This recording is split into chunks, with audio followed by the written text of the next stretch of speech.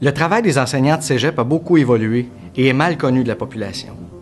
Cette méconnaissance est inacceptable de la part du Conseil du Trésor et il est important de la dénoncer. Dans le cadre de l'exercice de la relativité salariale, le Conseil du Trésor fait fausse route parce que il ne reconnaît pas les tâches que les professeurs de cégep réalisent en dehors des salles de classe. Il nie le fait que les professeurs de cégep sont responsables du développement et de la mise à jour des programmes offerts aux étudiants.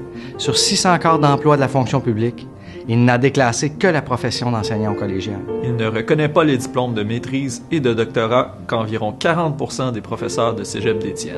Il ne reconnaît pas le temps que consacrent les professeurs de cégep à l'encadrement et à l'écoute de leurs étudiants. Il ne reconnaît pas l'expertise et le temps nécessaires pour concevoir des notes de cours de niveau spécialisé.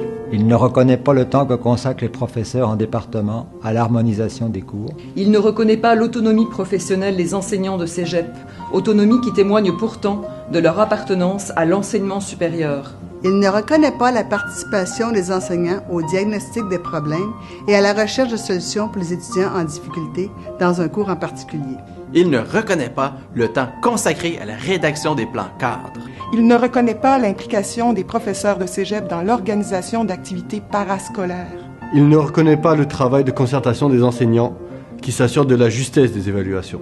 Il ne reconnaît pas le temps que consacrent les professeurs de cégep à la supervision de stages, pourtant essentiel dans bon nombre de programmes.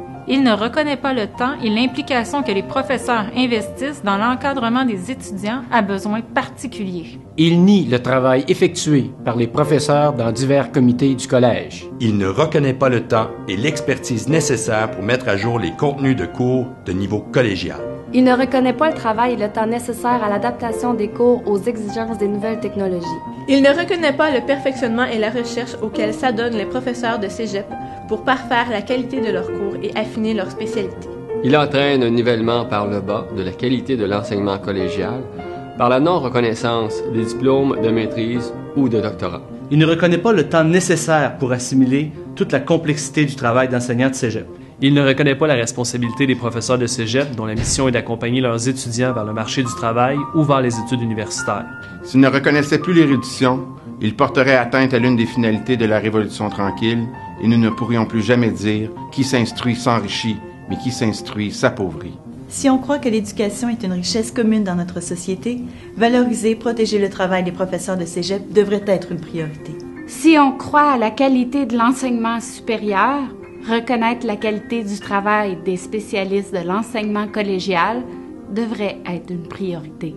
Enfin, le Conseil du Trésor fait fausse route parce qu'il ne reconnaît pas le niveau supérieur des tâches inhérentes à la profession d'enseignant de cégep, alors qu'il reconnaît pourtant l'enseignement collégial comme le premier niveau de l'enseignement supérieur.